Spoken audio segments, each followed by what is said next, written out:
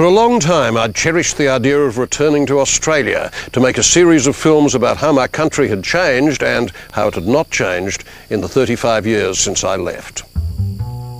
Well, that was the idea of it, and it was all going very well until one day, on my way back from a fishing trip on this very road, I found out that Australia still had the power to surprise me nastily. Australian art critic and author Robert Hughes has been seriously injured in a car accident near Broome in the north of Western Australia. Police say there was a head-on collision more than 100 kilometres south of Broome. Rescuers more than an hour to reach the scene, and Mr Hughes was trapped inside for another fall. Leg and chest injuries, a lot of internal injury, a lot of broken bones. He was described as being in a critical condition at Royal Perth Hospital. Beside the doctors and the local fire brigade, my fishing pal Danny O'Sullivan did the most to get me through that night. I haven't seen this car since I crashed it. Me neither, Bob, but... Shit, is that it? There she is, matey. Bloody hell. It brings it all back a little bit, doesn't it? Oh, my God. You wouldn't walk away from that, would you? You'd think not. What living proof is that we're here to have a look at it? Well, I didn't walk away from it, except... No. Well, there's nothing left of it.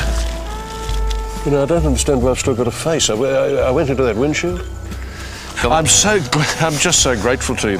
You know, I had no... Obviously, the biggest concern was that there was fuel leaking out of here. Yeah. Which is pretty bad. You're obviously really worried that it was going to go up in flames. I was terrified of that. I remember being terrified of that. I think I remember at some stage asking that if it did go up, could we end it for you? Yes, I was terrified of being burnt alive. I think we all are. And I remember begging you that if it did go up, you'd just shoot me or somehow or other finish me off.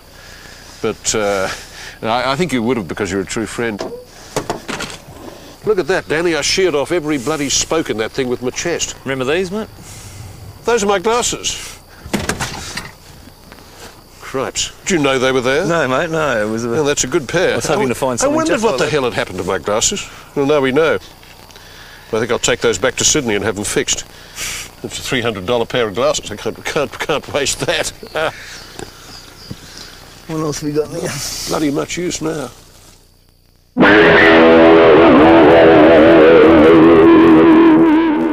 Okay, Bill, you better... I think we move these forward a little bit. Okay. You want me to lean forward. To lean into it? Yeah, lean forward. Ah, yes. Belly back. That sense of...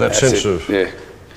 That's it. That's barely overcome anguish. That's which, right. Yeah. All the this weight. dishevelled creature isn't in fact a vindictive male nurse. It's Bill Leake, in my opinion, Australia's best caricaturist. And Bill is painting my portrait. Yeah. Chin up, that's it. Gut in. Gut in, chin up. Oh, God, it feels unnatural. Got it. Oh. It'll feel a lot more unnatural in about 2 hours. Yeah, I'll tell you.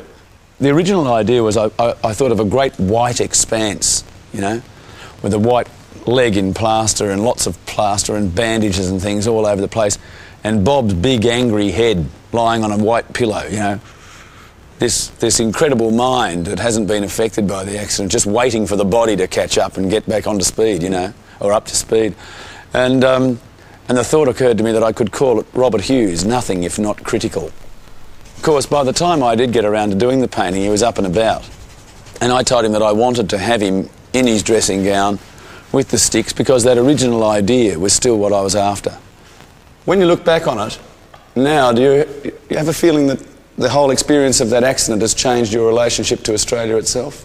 Yeah, of course it has, because you see, you don't really get the full, is the word gamut? Yes, the full gamut of your feelings about a place unless you realise you're about to die in it, actually.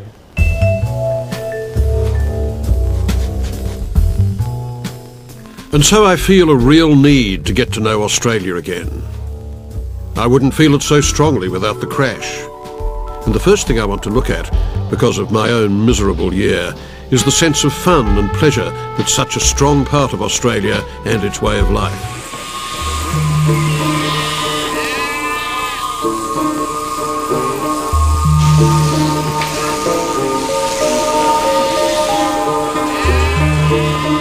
The sight of teams of shearers hard at work is one of the most iconic and enduring images of Australia, depicted here in the late 19th century by the painter Tom Roberts in Shearing the Rams, one of the great early paintings that told us Australians who we were.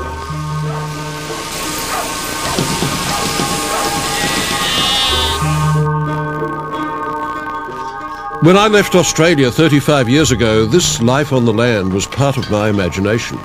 We all thought of ourselves as somehow connected to the bush and the bush to us.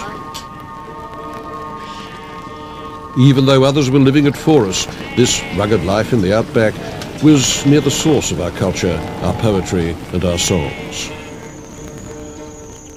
Okay. Yeah, go on, lead off, Bob. All right, off we go. Once a jolly swagman camped by a billabong under the shade of a coolibah tree, and he sang as he watched and waited till his billy boiled. You'll come a waltzing Matilda with me. Bill has been a stockman since he was 13. Now he's retired to a homestead famous throughout Western Queensland. It's a debatable point. Nobody will ever really know, but it has been said that it was first sung here, in this room here. That Waltzing-Matilda was first sung in there. That's what rumour has, yeah. Yes. And he sang as he jumped that... No, bugger, I blew it. Waltzing Matilda, Matilda, me darling, will come a waltzing Matilda with me. Waltzing Matilda, leading a water back, will come a waltzing Matilda with me. This place inspired that 19th century anthem to those quintessential Australian heroes, the wandering swagman and the working bushman. His work hard and lonely, his pleasures riotous, his universe entirely masculine, and his values revolving around a loathing of bullshit and sticking by his mates. You worked hard and you played hard. When they went to town, they played hard. And drink was part of the caper.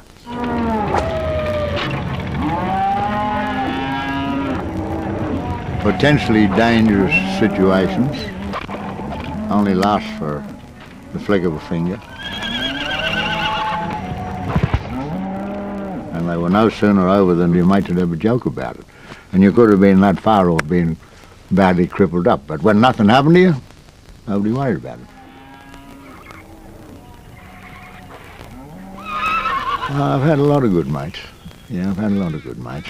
A good mate came much into the same category as a good horse, somebody that wouldn't let you down and that was there when you wanted him, somebody you could rely on, somebody that you'd take his word and never doubt it. That was a true mate.